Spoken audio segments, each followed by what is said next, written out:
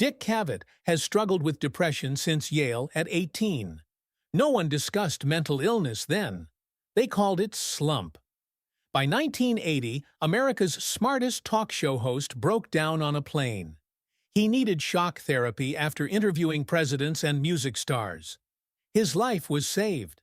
When dying inwardly, he could smile on television. After a stroke and years of personal conflicts, Cavett faces another unexpected enemy in his 80s. Dick Cavett was born in a Nebraska hamlet with books, teachers, and a tranquil school setting. As teachers, his parents moved from place to town until they settled in Lincoln.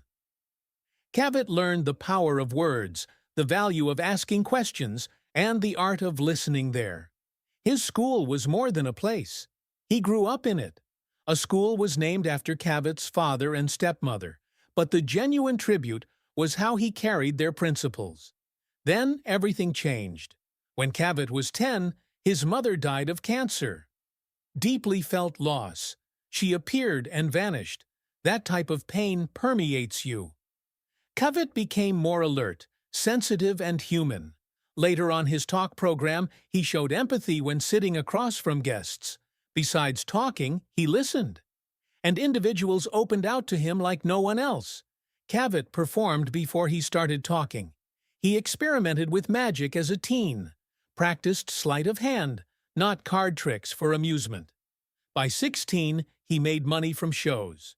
His mentor, he competed. Awards came his way. He met Johnny Carson, a young magician.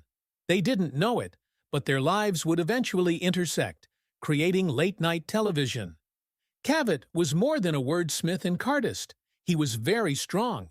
He was an actual Lincoln High gymnast champion. He won state gold. That dedication and detail stuck with him. Student council president. He performed plays. Before high school, he directed a radio show. Summer caddying brought him into contact with foreigners. Still human, but wealthier and flashier. These were small steps toward his manhood. At Yale, things got harder. Workload was heavy. The emotions were too. He showed signs of sadness but continued. First, he studied English. He switched to drama. His career included radio, plays, and creating his own niche in performing. He entered New York City TV studios on weekends and pretended to work to see how it operated. He pursued something bigger. After graduating, he worked anywhere he could. Typist, Time magazine copyboy, store detective. He kept one eye on the spotlight. Everything changed then. While working as a low-paid copyboy, Cavett heard Jack Paar wanted help creating jokes for his show. Cavett took a risk. His 20 jokes were given to Paar in an elevator. Paar utilized them live on TV that night. People laughed hysterically. Cavett went from being a nobody in history to a staff writer earning 10 times his prior wage. That elevator journey ended careers. It started a legend. He instantly made TV history. Jack Paar, then Johnny Carson, received his quips. He wrote opening speeches, shaped late-night comedy, and became famous behind the scenes. He met Groucho Marx at a funeral and followed him for blocks to talk. That risky step became a friendship. Groucho trusted him, as did Carson, as did Paar. Cavett learned from the greatest. 3 comedy legends trusted him. Cavett located stars before anyone else as The Tonight Show's talent supervisor. He tried Woody Allen. He booked Barbra Streisand at 19. He promoted the Rolling Stones when others hesitated. He emerged from the shadows eventually. His first stand-up act was in 1964 to a nearly empty room. He felt anxious. Despite this, laughter came. His keen, acerbic, intelligent wit won over audiences. One of his finest lines? He performed cheaply in Chicago and San Francisco and met Lenny Bruce. Slowly, people recognized him. He did discussion and game shows, and ads. When he got on Ed Sullivan, things changed again. Dick Cavett didn't appear like a late-night TV disruptor. Before appearing on television, he wasn't flamboyant, loud, or famous. His first guest on his ABC morning talk show was Buckminster Fuller on March 4, 1968. Cavett has written jokes for Johnny Carson for years and made a good living, but now he faced the lights. Morning wasn't suitable. His stern, serious tone didn't fit the lively, fast-paced breakfast mood spectators wanted. A BC noticed. Instead of letting him fade away, they did something unexpected. Late in 1969, ABC pitted Cavett against Carson in the late-night conflict. A brave move, risky, it works. Cavett, a brilliant, modest Nebraskan with a Yale degree, gained a platform. He maximized it. He didn't seek laughter or be safe. He invited thought-provoking guests. Cavett leaned deep. Carson leaned funny. That distinguished him. His interviews were more like honest, interesting talks than showbiz. He went beyond asking stars about their new films. He inquired about their views, regrets, and doubts. People answered. Cavett got famous stars who shunned conversation to say yes. Katharine Hepburn, notoriously private, opened out on stage. After speaking about Native American rights on Cavett's show, unpredictable and passionate, Marlon Brando attacked a photographer. Even Jimi Hendrix performed and spoke about his art in new ways. Not publicity stops. These were true moments. Cavett's team used guests like chess pieces to stimulate discourse, not just applause. Before the Vietnam War, Cavett performed something unprecedented in the early 1970s. Veteran guests appeared on national television.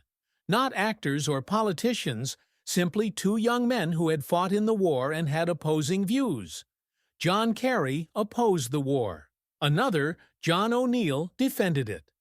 Attention was genuine, viewed by millions. White House resident Richard Nixon was outraged. Nixon asked, "Can we screw Cavett's?" on secret tapes.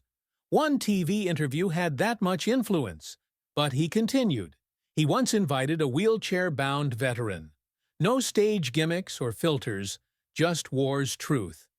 Right in American living rooms?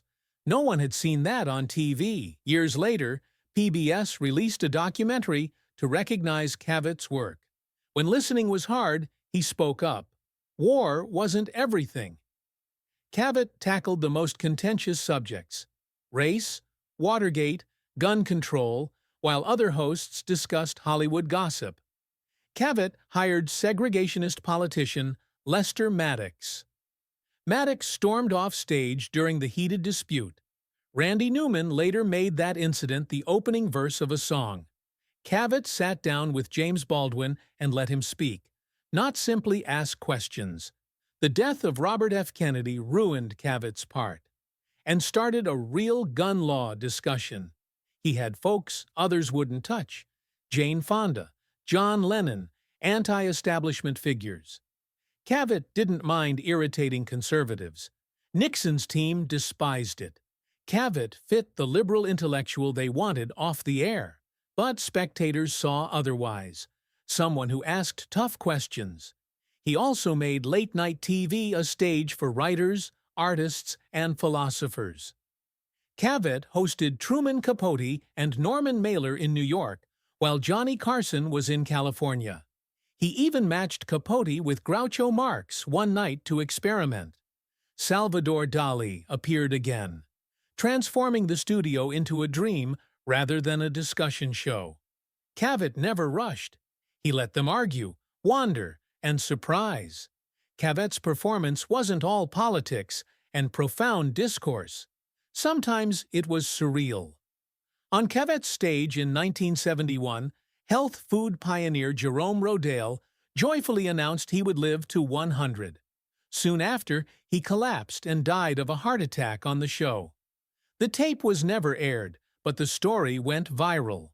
Today, people claim they saw it on TV but didn't. Cavett stated false recollections from one shocking experience occurred often. Next came the wild guests. In a notorious episode, Peter Falk, Ben Gazzara, and John Cassavetes arrived inebriated. Cavett struggled to keep the show going, but left his set in anger. He interviewed transgender activist Christine Jorgensen another time. The conversation became too intimate. She left. Cavett stared at the camera to fill the stillness. Cavett became the thinking person's talk show host while never defeating Carson in ratings. Dumb wasn't his act. He didn't pander. He asked unscripted queries. He listened. He poked. He was mute when it counted. Katharine Hepburn, Marlon Brando, and Laurence Olivier, who eschewed TV, were drawn to its approach. Though he avoided interviews, Brando called Cavett the best. Cavett made it worthwhile, not simple. ABC ended Dick Cavett's show in 1974, not because he was untalented. The show gained critical acclaim and Emmy nominations, but network management deemed it too academic for the ordinary viewer. Suddenly, Cavett was gone. He started a new chapter that led him to practically every major American TV network instead of retiring. He was efficient. In 1975, he tried CBS with a brief Saturday night variety show. It was brief, but promoted his name. He suited well at PBS by 1977. There, things clicked again. Cavett could discuss culture and politics without commercial backers. He lasted for 5 years, asking smarter questions than most hosts. When that run ended, he continued going. He joined USA Network in 1985. He unexpectedly returned to ABC for a late-night appearance. He spent longest at CNBC. He hosted insightful interviews on tabloid TV from 1989 to 1996. Cavett interviewed actual philosophers, authors, singers, and public leaders, while other talk programs focused on celebrities and gossip. Not trying to be Johnny Carson.